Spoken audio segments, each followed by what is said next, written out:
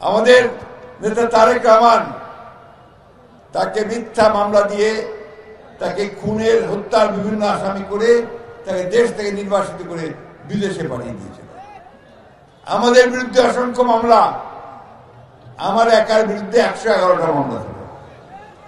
Coin দেখি একটা দুইটা মামলা হলে আমার কি অবস্থা হয়, যদি 111টা মামলা হয় আমরা আর বাঁচিবা পারি? ওইটা আমার অবস্থা করেছিল। আমি 11 বার জেলে গেছি, 11 বার। আমার তো এরকম যাওয়ার কথা না। আমি তো চুরি করি নাই, ব্যাংক লুট করি নাই, কাউকে মারিও নাই, কাউকে খুনও করি নাই। কেন? বিএনপি করল, বিএনপি করি অপরাধ। বন্ধুগণ, আজকে সেই অবস্থার অবসান হয়েছে, শেষ হয়েছে। এখন একটা নতুন বাংলাদেশ আমরা তৈরি করতে চাই।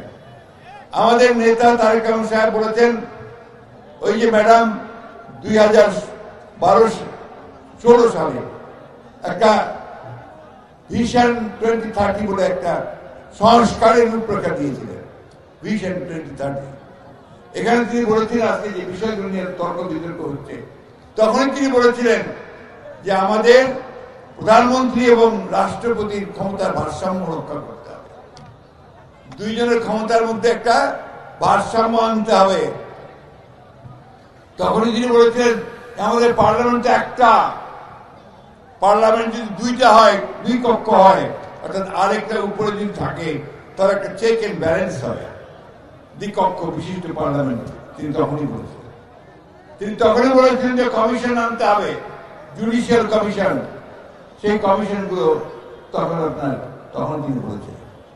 পরবর্তীকালে আমাদের নেতা জনাব তারেক রহমান সাহেব তিনি এই 2022 সালে 31 দফা দিলেন, তাই না? এটা আমরা একাডেমি, সমস্ত রাজনৈতিক দলগুলো একসাথে থেকে, এই তোমাদেরকে অসুবিধা হচ্ছে বাবা, সমস্যা কি? এই যে ভাই আপনারা বসেন, বসেন আর কথা বলে না প্লিজ, ছাত্ররা কথা বলে না। এই যে 18 সালে উনি দিলেন 31 দফা, সে 31 দফা কিন্তু আজকে যে সংস্কার নিয়ে কথা হচ্ছে, শুধু আপনারা শুনতেছেন না, সংস্কার সংস্কার সংস্কার, টেলিভিশনে শুনতেছেন, বুঝিও পারেন সংস্কার কি জিনিস? পারেন নাকি? কখন না বলতে হবে আমাকে, সংস্কার বুঝেন? মহা বুঝু না। এইটুক বুঝি যে আমার একটু পরিবর্তন লাগবে। পরিবর্তনটা কি? আমার ভোটটা আমি নিজে দিতে পারি, ওটা নিশ্চিত করতে হবে। আর পার্লামেন্টে যেন আমার কথাগুলো নিয়ে পার্লামেন্টে যেন আলাপ হয়।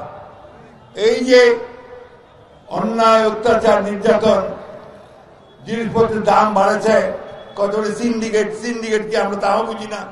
এটা বুঝি যে আমার জিনিসের দাম আমার কৃষক ভাইরা পায় না, আর টাকা এগুলো ডবল দাম দিয়ে কিনতে হয়।